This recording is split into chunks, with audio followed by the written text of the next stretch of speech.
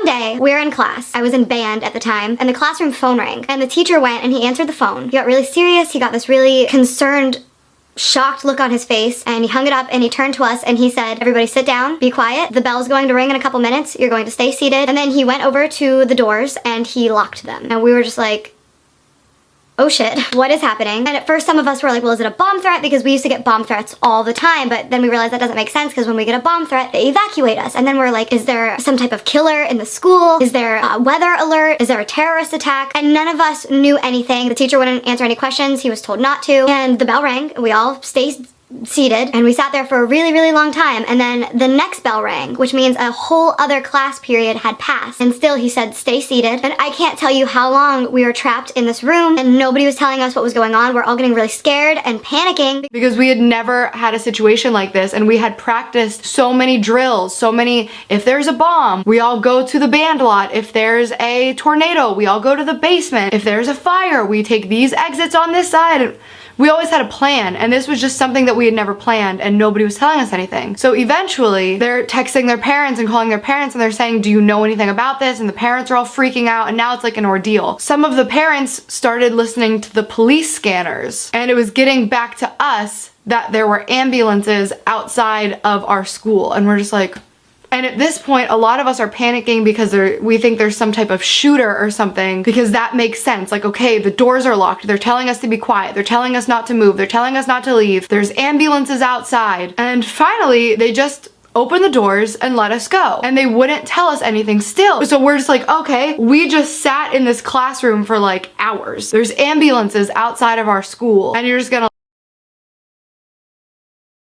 room for like hours. There's ambulances outside of our school and you're just gonna let us go to our next class? So you can probably tell by the title of this video what happened. A girl died in class during school hours. And here's the story on that. So earlier in that day, around like first, second period, somebody sold her a bunch of Oxycontins. She, during school, took all of them. She ended up going to her 7th period class at 3rd period and she walked in and the teacher was like, honey, what are you doing here? And she said, oh, I'm here for class. And the teacher was like, you're not here until later, honey. It's only 3rd period. And I wasn't here for this, but supposedly when she walked away, she said to somebody else, oh, she's on something or she's drunk or something. But it was obvious that she was on something. So she went a couple classes later and she put her head down on the desk. She was sleeping and she was just kind of one of those students who, you know, showed up late and slept in class. Obviously didn't show a ton of interest. He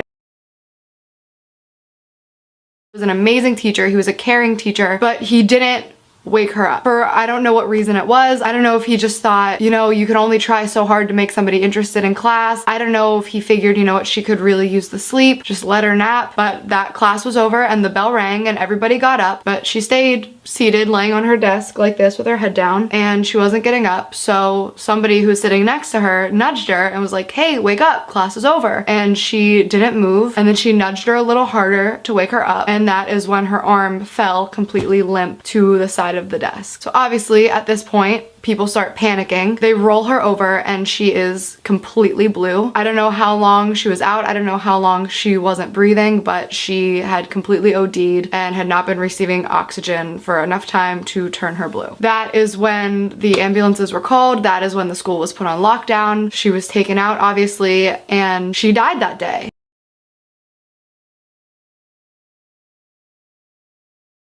In my Zoom class we have this crazy girl. She thinks she's Cinderella and that girl from Enchanted. Every day she shows up in makeup and a big dress. She even sets her virtual background to some cartoon castle and says she lives there. Like, girl, we all know that's some Barbie princess house. She will also randomly unmute and start singing. She isn't even good at makes my ears bleed. For now, let's call this girl Sophia. One day Sophia is doing what she always does. This time was a little different though. She does her singing thing, but this time she picks up some dead rat. Sophia said, look, this beautiful mice came from my singing. It looked awful and had no legs. We all know Sophia went to some alley and found it. I'm shocked and so is everyone else. Then out of nowhere she throws the mouse. We all just look in shock as she smirks at us.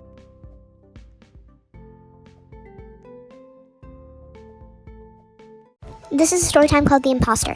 So a little background information, around 2 or 3 months ago, I made some TikToks saying if anyone wanted to be my IBF, and so I got one, and we're gonna call her Lila. So Lila was so nice. I told her everything. We were so close for like a month. It was all great. And then she stopped talking to me for a bit. So I texted her one day and I said, hey, why don't we talk a little more often? I feel like we were so close and we haven't been talking a lot. And so she said, yeah, okay. And so we had a whole conversation. We played Among Us a bit. That was fun.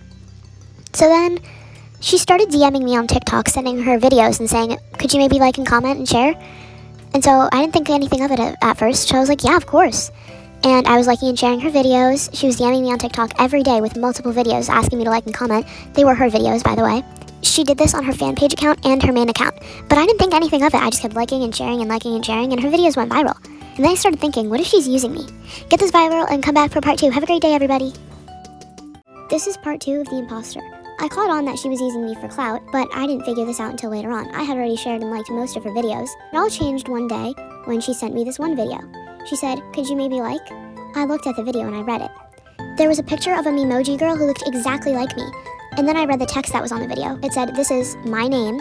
She is racist, toxic, homophobic, and bullies people, and uses people for clout. And I was like, what? And it said, she will die when this video gets 50 likes.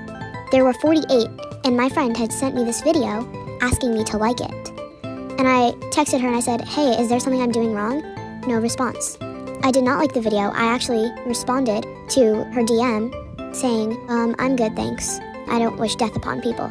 I had also noticed that she deleted the matching bios we did and replaced it with a girl's name. We're gonna call this girl Rachel. And Layla said that Rachel was such a nice friend and she was so famous and so rich and adopt me. And Rachel followed me on TikTok, and so I followed her back, and she actually seemed really nice. And she said, this is part 3 of The Imposter. Basically, this girl Rachel was saying, oh, Lila's such a good friend, she's so nice to me. And I instantly thought, oh my god, she's using her for clout too. And Lila had also mentioned to me, oh, my new friend, she's so rich and adopt me. I thought, is she gonna scam her? And so basically, she started making profile pictures for her TikTok account saying like, this is me and this is Rachel. And it was like Addison Rae and Charlie D'Amelio together being best friends. Basically showing like, oh my god, she's my best friend, I love her so much. This is exactly what she had done to me and then just replaced me. Basically, I told Rachel what had happened to me with Lila, and she said, oh my god, it all makes sense now. She's doing the same thing to me. It turns out Lila was also sending videos to Rachel asking her to like and comment on them. And she was getting clout off of Rachel because Rachel had a lot of followers.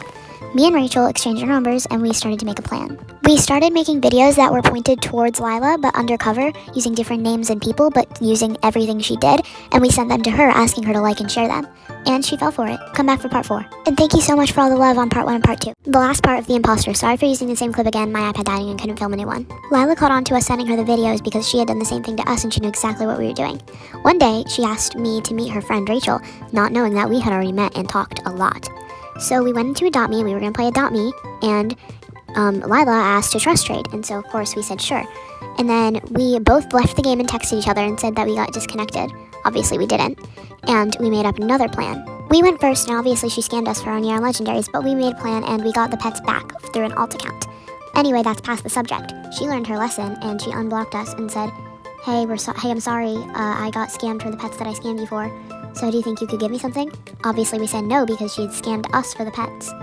We went on like that. We never really talked to her until one day she messaged me and said, hey, we haven't talked in a while. You want to become friends again? She'd also told Rachel the same exact thing. We told her no and blocked her because we didn't want to be friends with her anymore.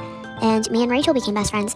Thank you guys so much. Story time of how I got the best revenge on my worst enemy. So basically there was this girl that literally copied my absolute every move. It all started because the boy that she was dating tried to hit me up. So I guess she was trying to be more like me, I guess. And it all started when I got a puppy. Literally 2 days later, she ended up getting a puppy. The same kind of puppy. Then about a week goes on and I dye my hair blonde. Well, I bleach it. And she dyes her hair blonde. Okay, then the next day, I posted on my story about this app that I was using. It's called Fitness Coach, and I was getting my dream body from it. Also, the link to that app will be in my bio. But then not even an hour later, she posted that she was using it. Then I just noticed every single little thing that I did, she would also start to copy. She even started literally copying my outfits head to toe. So once I noticed that, I decided I was gonna try something out. And I bought a bald cap from the store. And then I posted on a private story with only her in it. Ha, guess what happened 2 days later? I'm running out of time for part 2. Part 2, if I got the best revenge on my worst enemy. Continuing on with the story, after I got a bald cap and posted it on my private story with only her in it, 2 days later, she shaves her head. So this is the time where I try to confront the girl, because at this point, it's obvious she's trying to copy me. And after I confronted her about her trying to copy me, she then tried to say that I was the one trying to copy her, and then switch up the whole story. But for about months and months, she continued to copy me, and now here's where the story gets bad. My puppy ended up passing away due to heart failure. And then, of course, I posted about it on my Instagram story. And that night, I was scrolling through, like, who viewed it. And I see her little fake account. And honestly, I didn't think anything of it. It took a little bit, but 5 days later, I see on her story, "My baby will always have a place in my heart. Rip Moxie." Oh, I named my dog Roxy, by the way. And that's the exact thing I put on my story. Exact words and everything. I don't know what she did with the dog, and honestly, I'm terrified to know. But after that, I blocked her on absolutely everything because I came to the conclusion that she is crazy.